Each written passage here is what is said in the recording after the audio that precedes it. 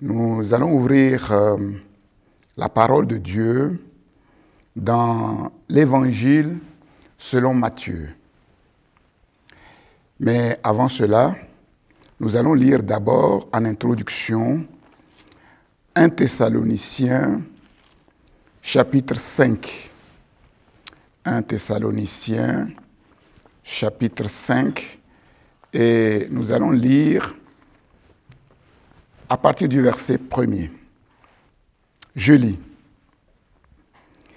Pour ce qui est des temps et des moments, vous n'avez pas besoin, frères, qu'on vous en écrive, car vous savez bien vous-même que le jour du Seigneur viendra comme un voleur dans la nuit.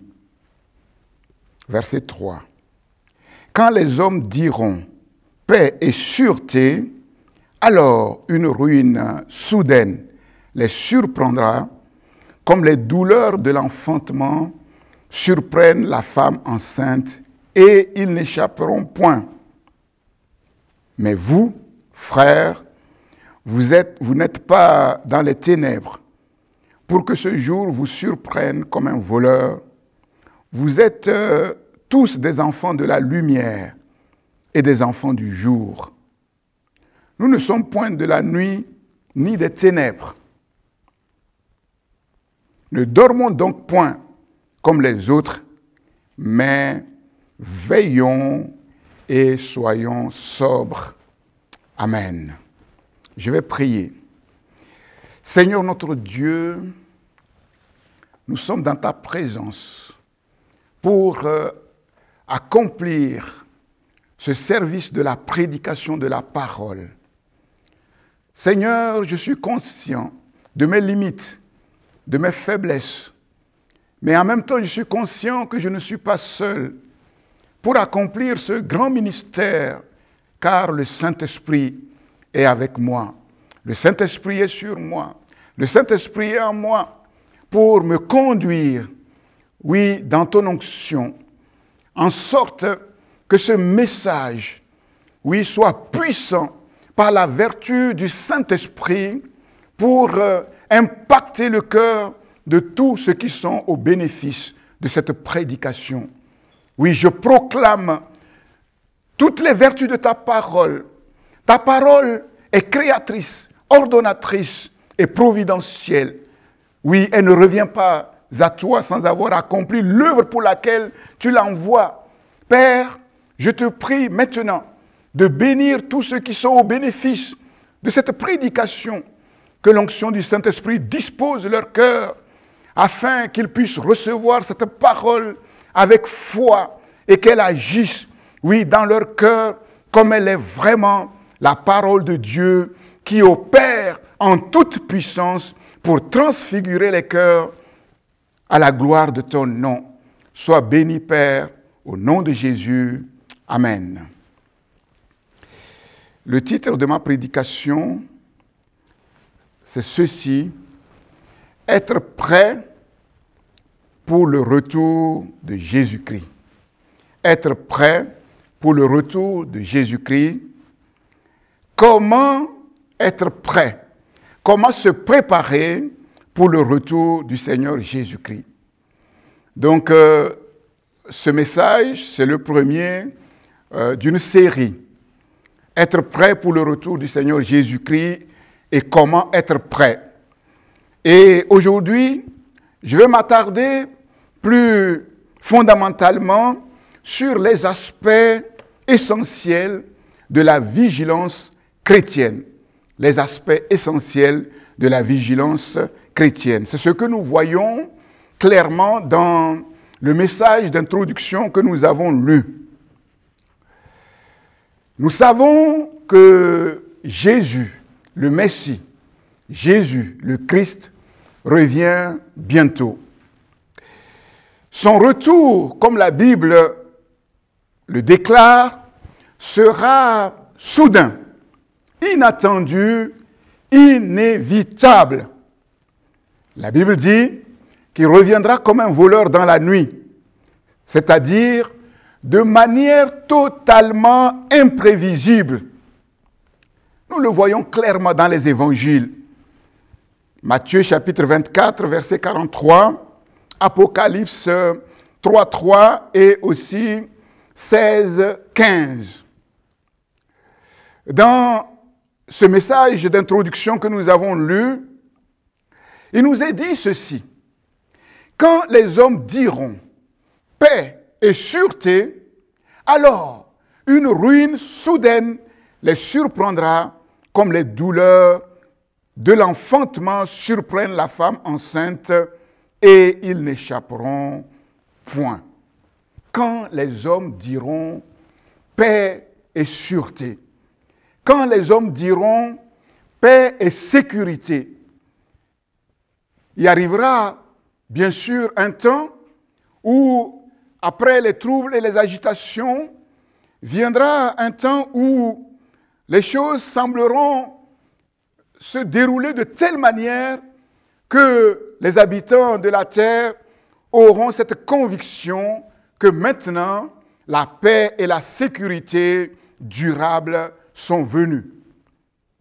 Mais la Bible nous dit ici qu'en vérité, il s'agit d'une fausse sécurité. Il s'agit d'une fausse assurance. Oui, quand les hommes diront paix et sûreté, alors tout d'un coup, de manière inattendue, une ruine soudaine les surprendra comme les douleurs de l'enfantement surprennent la femme enceinte et ils n'échapperont point. Personne n'échappera. Oui, se persuader que rien ne peut arriver de mal, oui, serait quelque chose de tout à fait fatal. Mais Paul continue en disant, mais vous, frères, vous n'êtes pas dans les ténèbres, pour que ce jour vous surprenne comme un voleur.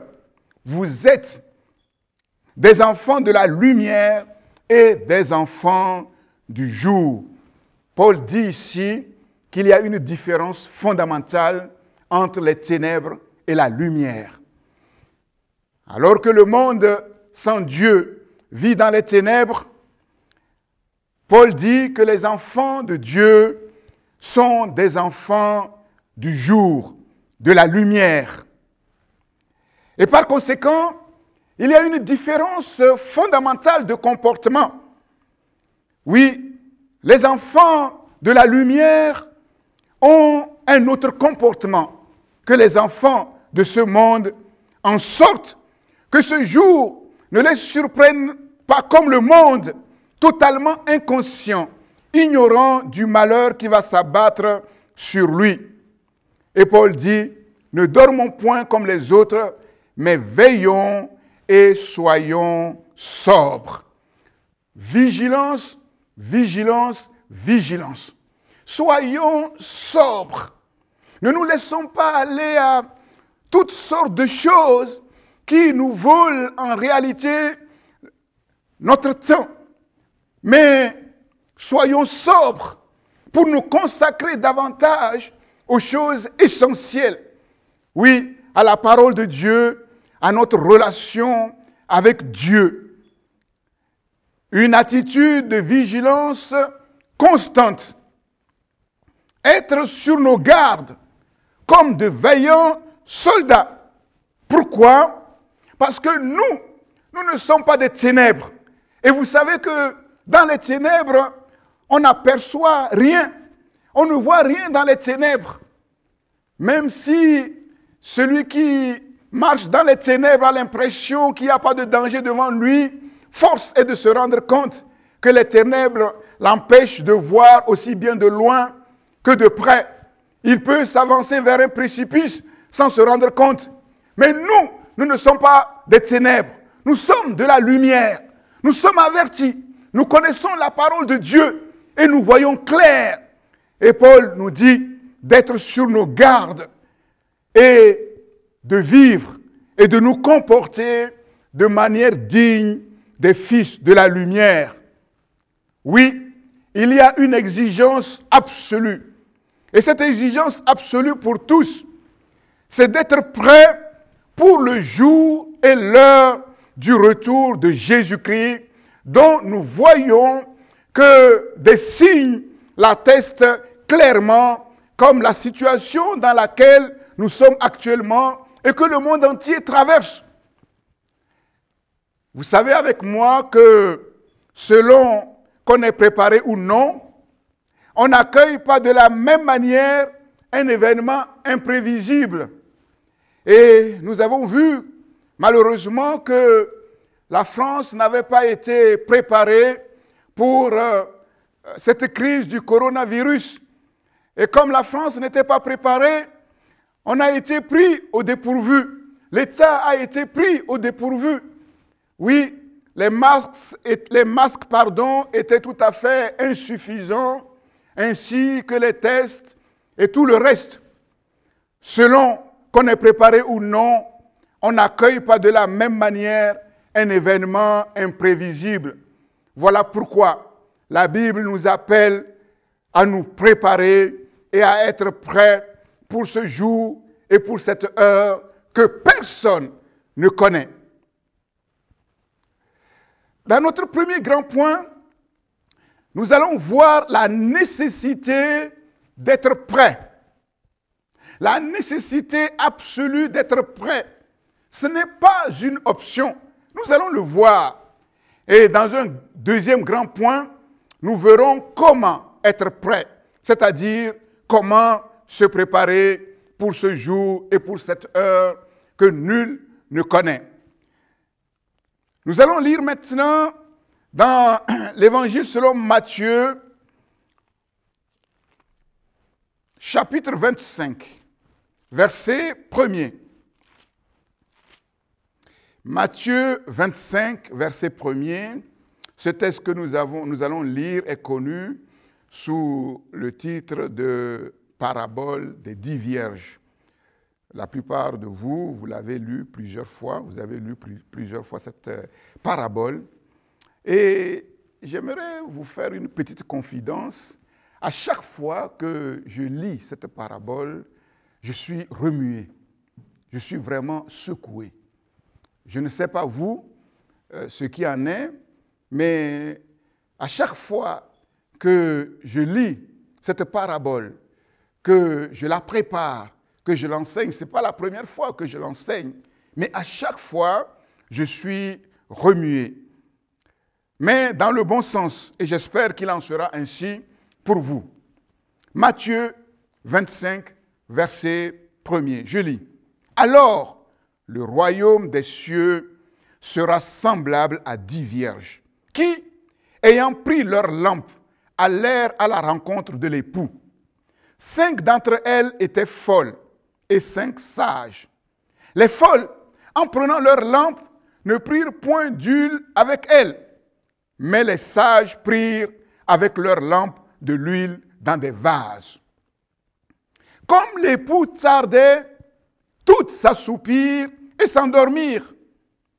Au milieu de la nuit, on cria, « Voici l'époux, allez à sa rencontre !» Alors, toutes ces vierges se réveillèrent et préparèrent leurs lampes. Les folles dirent aux sages, « Donnez-nous de votre huile, car nos lampes s'éteignent. » Les sages répondirent, « Non! Il n'y en aurait pas assez pour nous et pour vous. Allez plutôt chez ceux qui en vendent et achetez-en pour vous. » Verset 10. Pendant qu'elles allaient en acheter, entre parenthèses, malheureusement, ce qui devait arriver, arriva. L'époux arriva. Celles qui étaient prêtes entrèrent avec lui dans la salle des noces et la porte fut fermée. Plus tard, les autres vierges vinrent et dirent, « Seigneur, Seigneur, ouvre-nous !» Verset 12. C'est une tragédie. Mais il répondit, « Je vous le dis en vérité, je ne vous connais pas. » Certaines versions disent, « Je ne sais d'où vous êtes. » Et pourtant, elle faisait partie de celles qui avaient été invitées, qualifiées pour prendre part à ce grand festin. La leçon de cette parabole, verset 13, veillez donc, puisque vous ne savez ni le jour ni l'heure. Amen. La nécessité absolue d'être prêt pour ce jour et cette heure que nul ne connaît. L'enseignement de Jésus dans l'évangile selon Matthieu commence et se termine par un appel à la vigilance. Nous savons l'importance du sermon sur la montagne, une espèce de charte, la charte du royaume de Dieu. Matthieu chapitre 5, chapitre 6 et le chapitre 7. Et Jésus va en quelque sorte clore ce sermon sur la montagne, cette charte, en disant ceci de manière solennelle. C'est pourquoi quiconque entend les paroles que je dis et les met en pratique sera comme un homme sage, un homme prudent, un homme avisé qui a bâti sa maison sur du roc, sur du solide. Sera comme un homme vigilant, avisé. Et nous voyons ici, puisque nous savons qu'après, ce sera la passion du Christ, que l'évangile, l'enseignement de Jésus va être clos dans l'évangile selon Matthieu, toujours par cet appel à être vigilant. Veillez donc, puisque vous ne savez ni le jour ni l'heure. Matthieu 24, verset 36, je reviendrai plus tard sur ces passages, jusqu'au chapitre 25, verset 30, insiste par contre sur l'incertitude du jour et de l'heure de la venue de Jésus-Christ.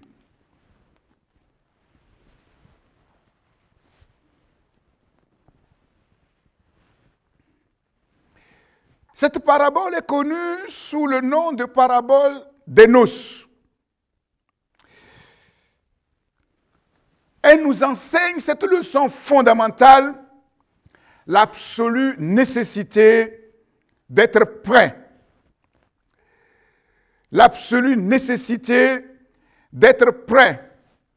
Prêt en permanence pour le retour de notre Seigneur Jésus-Christ, qui va être marqué par un événement capital, l'enlèvement de l'Église. Et en ce moment précis, il ne s'agira pas de se préparer, mais il s'agira d'être prêt, comme nous allons le voir.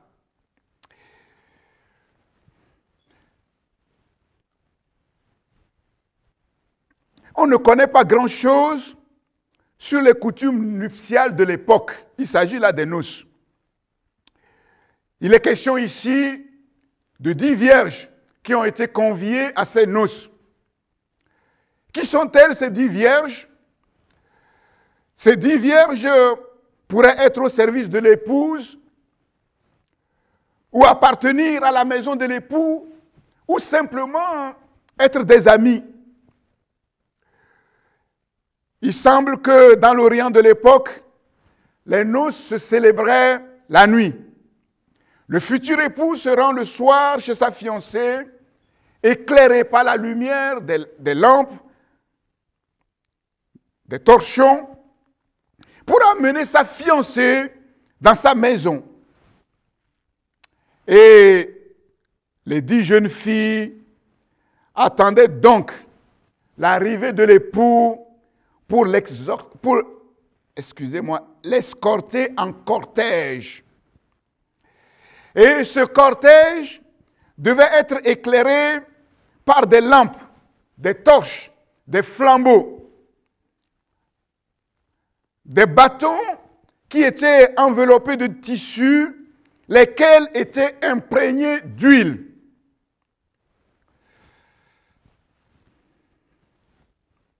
Que dire des 10 vierges, des 10 jeunes filles? En apparence, rien ne distingue ces jeunes filles. Mais en vérité, elles formaient 2 groupes distincts, radicalement différents. La Bible dit que parmi ces 10 jeunes filles, il y avait 5 qui étaient sages et 5 qui étaient folles.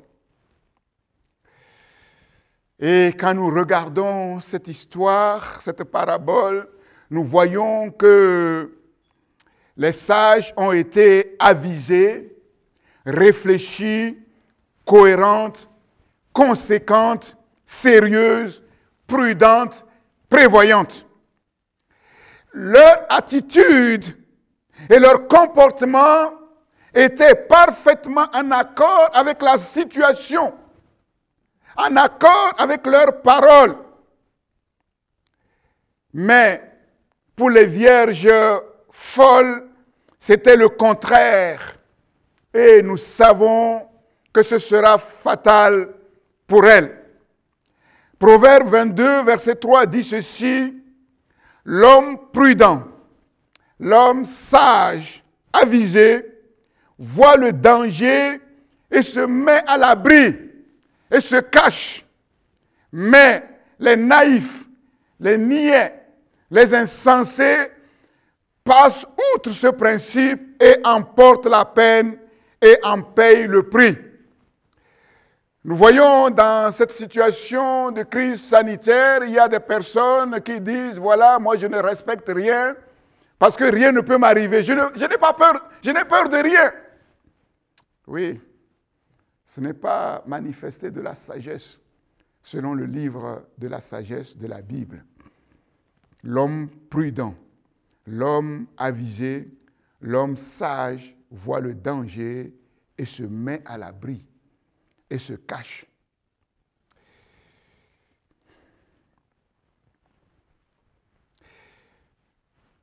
Ici, la parole de Dieu nous met en garde. C'est un avertissement sérieux pour les chrétiens qui croient que leur vie et leur avenir sont assurés quoi qu'il arrive. Des chrétiens qui croient qu'ils seront enlevés au retour du Seigneur de manière inconditionnelle. Les 10 jeunes filles croyaient toutes être de la fête jusqu'au dernier moment, jusqu'à l'heure décisive.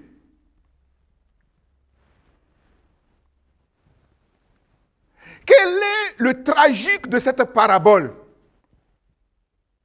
Je vais vous le dire. Le tragique de cette parabole, c'est que, je l'ai déjà un peu dit, il n'y avait absolument aucun signe extérieur qui distinguait ces jeunes filles. Un peu comme les chrétiens qui viennent à l'église le dimanche pour célébrer le culte. Il n'y a, en regardant tous les chrétiens qui sont là pour célébrer le culte, en apparence, aucun signe extérieur qui dit que tel est prêt et tel autre n'est pas prêt. Toutes ces jeunes filles étaient vierges, donc qualifiées. Elles avaient chacun leur lampe. L'époux a tardé et toutes se sont assoupies, toutes s'endormirent. Il n'y a pas que les folles qui se sont endormies. Au milieu de la nuit, un cri retentit. Elles entendent toutes le même cri. Toutes se réveillent. Et toutes préparèrent leur lampe. Aucune différence. Aucune différence. Mais le plus tragique dans cette parabole, c'est que quand on regarde de très près cette parabole, on se rend compte que les folles ont fait plus que les sages.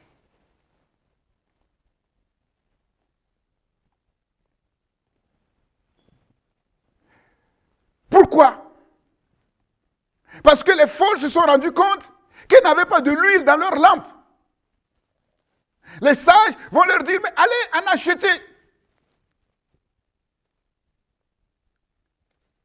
Elles sont allées en acheter. Elles ont couru pour aller en acheter. Donc nous voyons au travers de cela qu'elles voulaient vraiment prendre part à la fête. Alors que les sages étaient tranquilles, elles ont travaillé, elles ont couru pour aller acheter. Elles ont acheté et sont revenues. Mais c'est terrible quand on connaît la fin de la parabole. Et c'est pour cela que je vous dis que cette parabole me fait toujours froid au dos.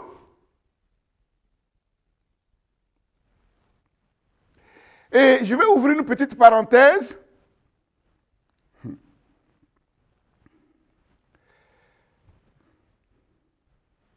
Aujourd'hui, si un pasteur a dans son église une église remplie de, je ne sais pas combien de membres,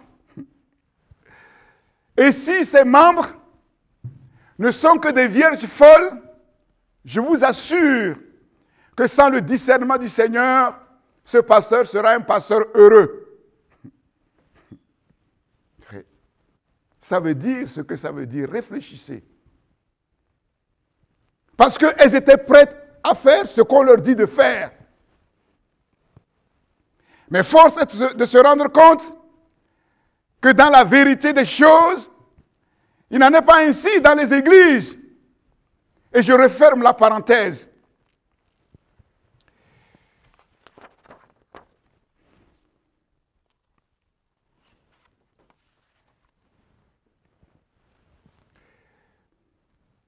Elles entendirent toutes le même cri. Et c'est en ce moment précis qu'un détail va apparaître. Et ce détail va distinguer et séparer de manière radicale ces 10 jeunes filles. Et quel est ce détail? La réserve d'huile. Elles se réveillèrent toutes. Elles préparèrent leurs lampes. Et chose inattendue, chose incompréhensible, les lampes qui étaient en train de s'éteindre et pour cause, l'époux a tardé. On va se rendre compte qu'il y a un groupe de jeunes filles qui avaient pris de l'huile de réserve et l'autre groupe de jeunes filles qui n'avaient pas de la réserve d'huile. Pourquoi? Pourquoi? Donc nous voyons là une incohérence. Une incohérence. On peut venir à l'église, écouter les enseignements, être au bénéfice de la parole de Dieu et ne pas être cohérent avec cette parole et faire les choses à sa manière et vivre à sa manière. Incohérence. Et cette incohérence va être coupable.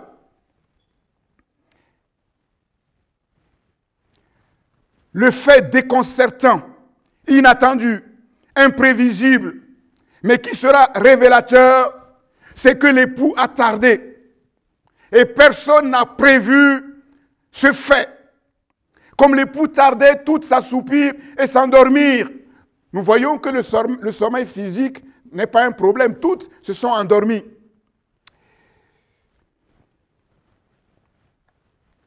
Le retard ne doit pas être une excuse pour ne pas être prêt.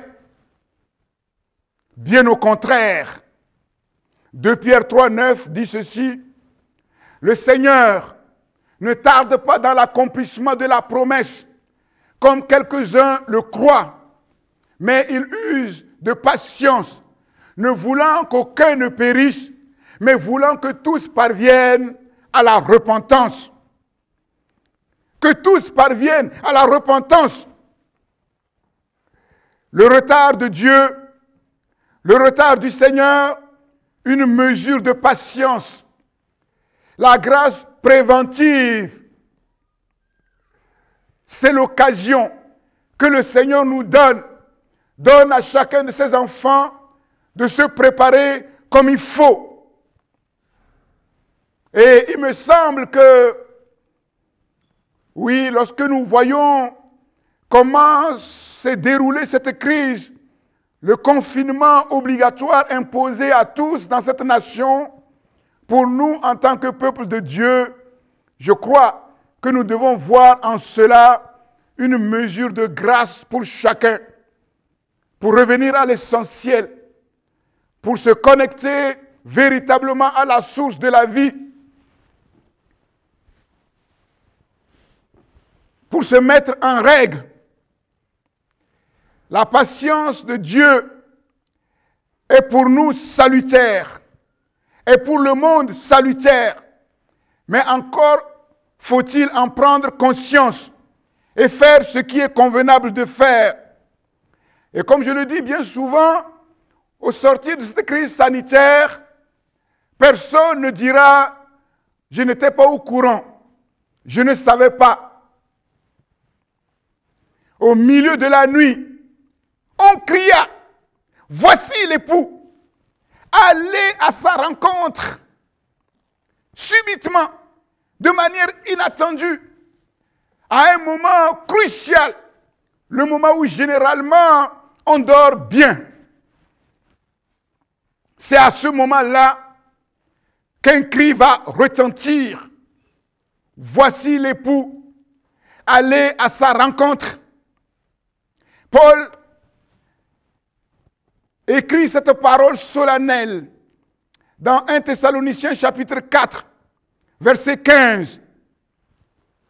Voici en effet ce que nous vous déclarons d'après la parole du Seigneur. Nous qui serons restés pour l'avènement du Seigneur Jésus-Christ, nous ne devancerons pas ceux qui sont morts, ceux qui sont décédés. Car le Seigneur lui-même, ce n'est pas quelqu'un d'autre.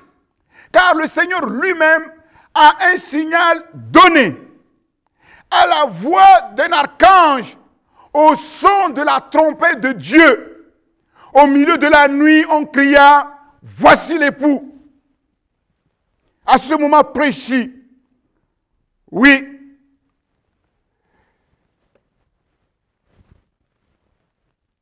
les morts en Christ ressusciteront premièrement. Et nous les vivants, qui serons restés pour l'avènement du Seigneur, nous serons enlevés avec eux dans les airs à la rencontre du Seigneur et nous serons pour toujours avec lui. Consolez-vous donc les uns les autres par ces paroles. Encore faut-il que nous soyons chacun pour sa part prêts pour ce jour capital, pour cette heure décisive. Au milieu de la nuit, on cria, voici l'époux, allez à sa rencontre. La porte fut ouverte pour les unes et fermée pour les autres. Et nous voyons qu'une partie seulement sera de la fête.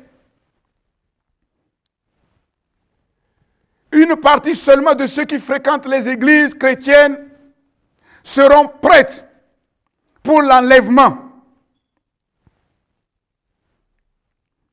Le Seigneur n'attendra pas que tous soient prêts pour revenir, parce que nous savons que si le Seigneur est patient, sa patience aussi a ses limites. Toutes se réveillèrent et se préparèrent. Les folles dirent aux sages, donnez-nous de votre huile car nous n'en avons pas. Et voici la réponse que les sages vont donner. Un non catégorique. Non. Et pour cause. Parce que si nous vous donnons de notre huile, nous allons tous être disqualifiés. Il n'y a pas suffisamment d'huile pour vous et pour nous.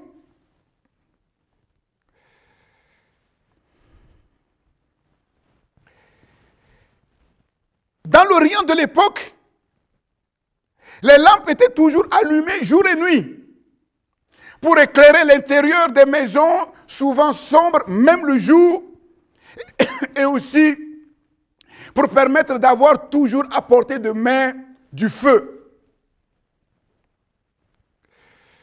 Donc nous savons qu'à l'époque, la réserve d'huile était quelque chose de nécessaire. Toutes, normalement, devaient connaître l'importance de la réserve d'huile. Mais comment se fait-il? Comment se fait-il qu'elles n'ont pas pris de la réserve d'huile? Le refus des sages, déconcertant. Était-ce le signe de la méchanceté, de l'indifférence, de l'égoïsme? Puisqu'elles étaient ensemble, elles sont venues ensemble, je suppose qu'elles s'aimaient bien, qu'elles riaient ensemble, puisqu'elles sont venues pour la fête. Mais comment se fait-il que, à ce moment capital, où les unes avaient besoin des autres, elles dirent non? Ce n'est ni de la méchanceté, ni de l'indifférence, ni de l'égoïsme. Ici, ce qui est souligné, c'est la responsabilité personnelle.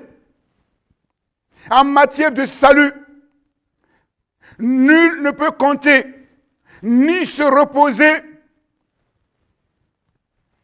ni vivre sur la spiritualité des autres, sur la préparation des autres, sur la sagesse des autres. La Bible dit que quand Jésus va revenir, de deux personnes qui seront dans un lit, l'une sera enlevée et l'autre sera laissée.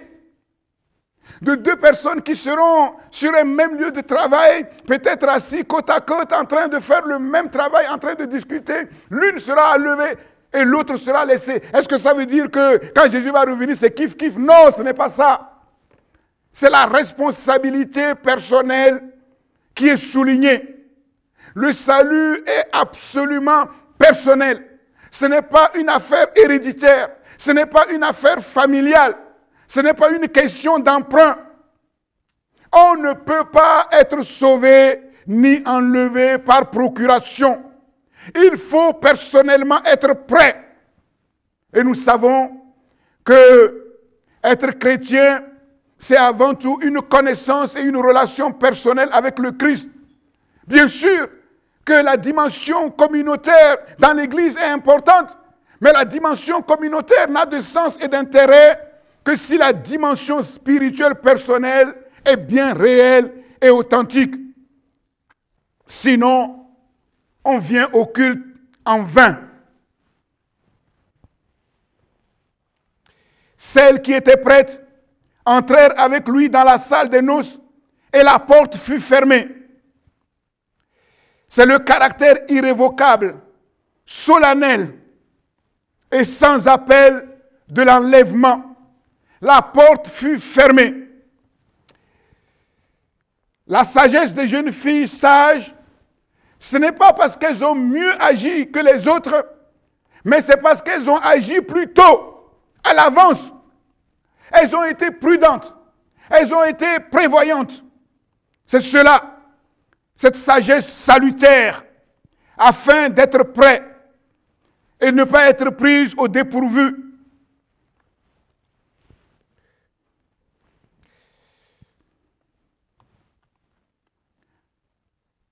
Plus tard, les jeunes filles, les 5 autres jeunes filles vont revenir et vont supplier l'époux.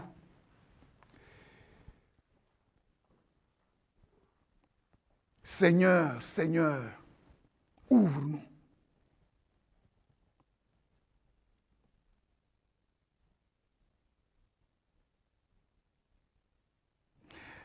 Essayons d'actualiser. C'est comme si, à Christ pour les nations, tous les fidèles ont été conviés à une même fête. Et puis, au moment décisif, il y a une séparation.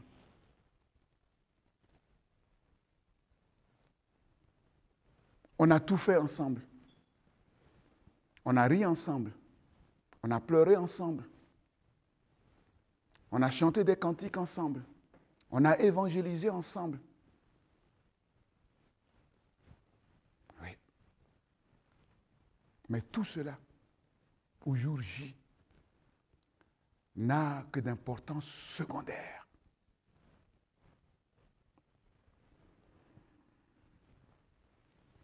Seigneur, Seigneur, ouvre-nous. La réponse de l'époux est terrible. L'époux répondit, je vous le dis en vérité, je ne vous connais pas. Comment ça?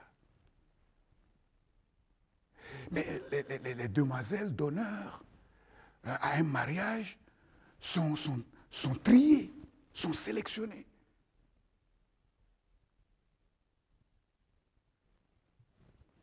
Comment l'époux peut-il dire à ces 5 jeunes filles qui ont tout fait pour retrouver l'huile et revenir avec des lampes, je ne vous connais pas. Je ne sais qui vous êtes. C'est simplement terrible, incroyable, tragique. Tragique.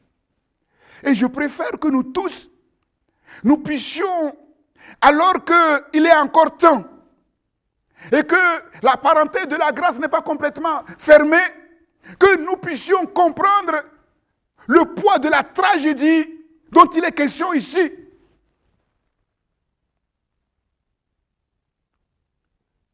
Je suis en train de préparer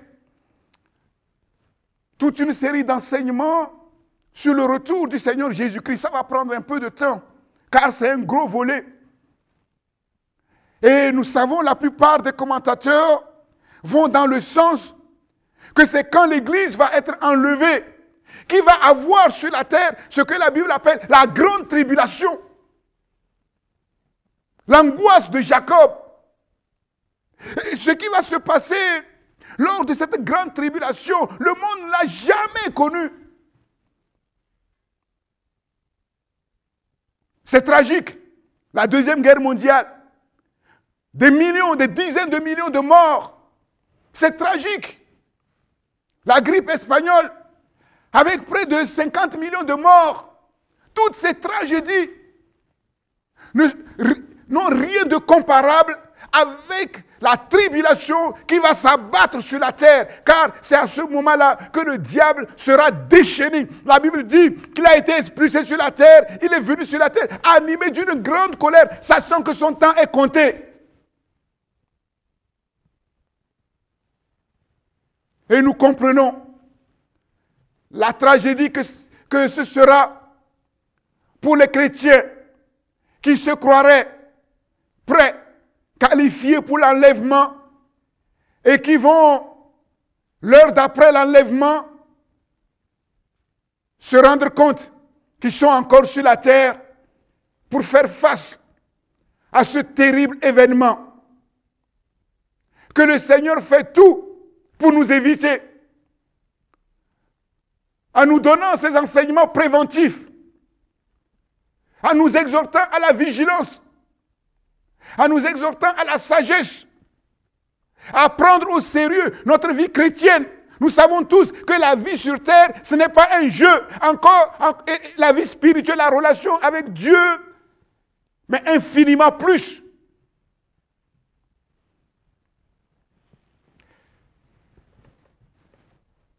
je vous le dis en vérité, je ne vous connais pas. Je ne sais qui vous êtes. Je reviendrai là-dessus lors du prochain enseignement. Que signifie cette expression terrible, je ne vous connais pas, et quelles en sont les implications? Est-ce à dire qu'il y a eu séparation dès le départ? Est-ce à dire que les chrétiens qui vont être restés sur la terre, en fait, ils font office d'être chrétiens, mais jamais ils n'ont été chrétiens? C'est ce que je croyais. Mais après avoir fait des recherches plus poussées, j'ai trouvé autre chose et c'est ce que je partagerai avec vous. Et là encore, c'est de nature à nous réveiller. L'époux va traiter ces 5 vierges sages comme des inconnus, des étrangères. Pourquoi? Elles n'ont pas respecté le protocole, les règles de la cérémonie.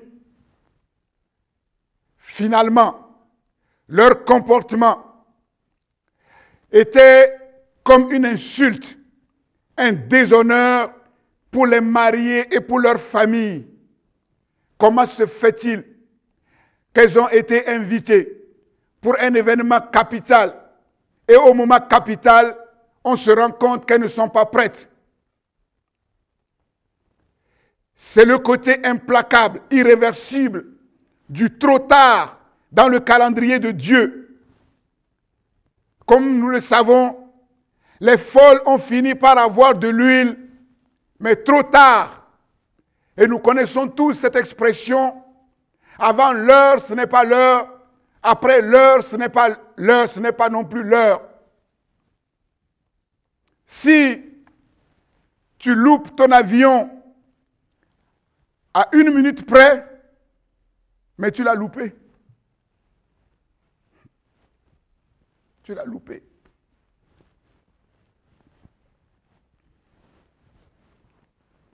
Nul ne sera enlevé et n'entrera au ciel en vivant sur la terre à sa guise, en se comportant de manière indigne du Seigneur, de la parole de Dieu, du royaume de Dieu, c'est-à-dire en foulant à terre la grâce que le Seigneur nous a accordée. Il ne suffit pas de faire acte de présence dans un local pour chanter les cantiques à la gloire de Dieu, pour écouter la parole de Dieu, pour être un véritable disciple de Jésus. La vie chrétienne, c'est bien plus que de se réunir dans un local. Et comme je l'ai dit, la preuve, c'est le confinement obligatoire qui nous a été imposé. Et pendant des semaines, il était impossible pour nous de nous réunir en communauté. Est-ce à dire que pendant ce temps, nous perdons notre foi? Non.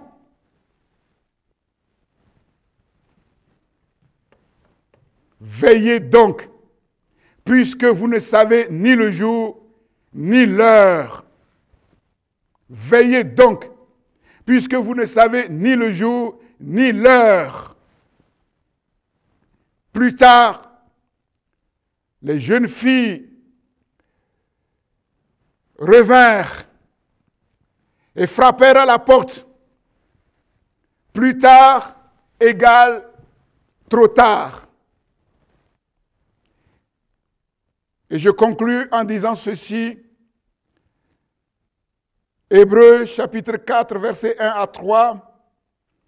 Craignons donc, tandis que la promesse d'entrer dans son repos subsiste encore, qu'aucun de vous ne paraisse être venu trop tard.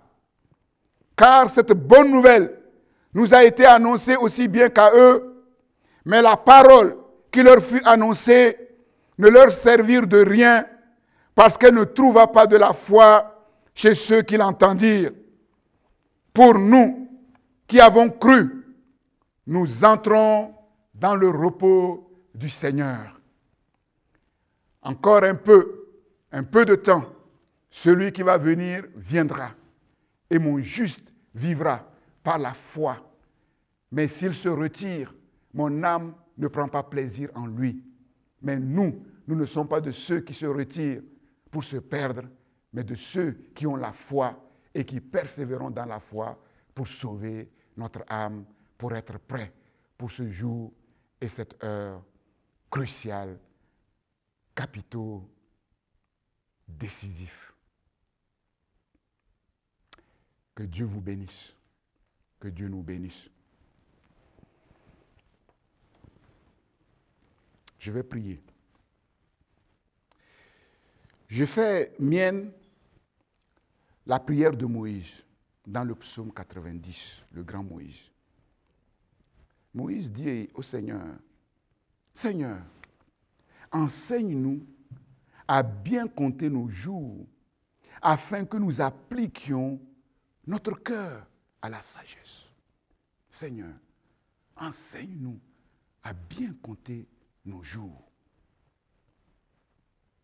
En fait, c'est la sagesse même de Dieu qui est exprimée là. Combien souvent nous vivons chaque jour, jour après jour, comme si, mais on a de nombreuses années devant nous, comme si le Seigneur n'allait pas revenir, comme si le Seigneur va revenir dans 10 ans, dans 20 ans. Nous avons vu comment la crise du coronavirus nous a surpris le monde. Personne ne pouvait prévoir un tel événement. Oui. Quand Moïse demande à Dieu de lui donner cette sagesse qui chaque jour lui permet de cocher sur son calendrier en disant « Voici, oui, un jour que Dieu m'a donné de plus. » Je ne sais pas si le jour qui va venir, Dieu me le donnera ou pas. Et je peux vous assurer que si nous vivons chaque jour comme si c'était le dernier, notre comportement et notre conduite ne seront pas pareils. Nous ne nous laisserons pas aller à des futilités. À des futilités. Mais nous saurons comment optimiser nos journées. Nous ferons tout, non seulement pour bien vivre cette journée, et ne pas nous laisser aller à des querelles inutiles, à des zizanies inutiles, mais aussi, oui, nous ferons tout ce qui est à notre pouvoir pour faire la volonté de notre Dieu, pour plaire à notre Seigneur, parce que nous ne savons pas si Jésus va revenir demain ou pas. Et notre préoccupation essentielle chaque jour, c'est d'être prêt. Seigneur, donne-nous cette sagesse. Que nous ne voyons pas les jours qui se succèdent, la vie que tu nous donnes chaque jour qui se succède, comme un dû, comme quelque chose de banal, comme quelque chose de normal, mais comme une grâce que tu nous donnes jour après jour. Et nous ne voulons pas recevoir cette grâce en vain, mais nous voulons la capitaliser pour bien vivre, vivre de manière digne de notre Seigneur, pour nous éloigner, oui, de toutes ces choses superficielles qui nous volent notre temps et pour nous attacher à l'essentiel, oui, notre relation avec Dieu, pour nous mettre en règle avec notre Seigneur, dans notre vie personnelle, dans notre maison, notre relation avec notre conjoint, avec nos enfants, avec les parents, avec les frères et sœurs, et même avec notre prochain, que nous devons aimer comme nous-mêmes, par la grâce qui nous a été donnée et qui est opérationnelle en nous, pour nous donner la capacité de faire ce que Dieu nous demande de faire pour le témoignage de son nom. Seigneur, oui, donne-nous d'être conséquents avec toi sérieux avec la parole de Dieu, prudent, prévoyant, vigilant, comprendre les temps que nous traversons, discerner ta volonté pour nos vies, afin de te servir conformément à ton plan, selon ta volonté. Seigneur, oui, c'est ce que nous te demandons. Vivre comme ces vierges sages qui connaissent le protocole et qui ont agi, oui, en accord parfait avec ce protocole. Nous ne voulons pas être de ces chrétiens qui disent de belles paroles et dont le comportement et la conduite choquent ceux qui les voient vivre. Nous ne voulons pas être des chrétiens inconséquents. Nous ne voulons pas être des chrétiens incohérents. Seigneur, voilà pourquoi nous te demandons ta sagesse. Tu as dit dans ta parole que si quelqu'un manque de sagesse, qu'il la demande simplement à Dieu, qui donne à tous. Oui, sans faire de reproches, parce que Dieu sait que tout humain sur la terre, pour bien vivre sa vie sur la terre et préparer son avenir et l'au-delà, a besoin de la sagesse de Dieu. Seigneur, donne-nous cette sagesse. Père, oui, nous voulons également demander ton regard bienveillant sur ton peuple pendant cette crise, Seigneur. Oui, les conséquences sont difficiles, tant sur le plan économique, sur le plan politique, sur le plan social. Seigneur, oui, tu es le Dieu qui pourvoit à tous les besoins de ton peuple. Seigneur, oui, garde tes enfants, protège-les partout où ils vont, mais aussi permets que les uns et les autres soient à l'abri par rapport à la perte de travail. Et ceux qui cherchent un travail dans ce contexte économique morose, Seigneur, vois ta main puissante ouvrir des portes de manière surnaturelle, Seigneur.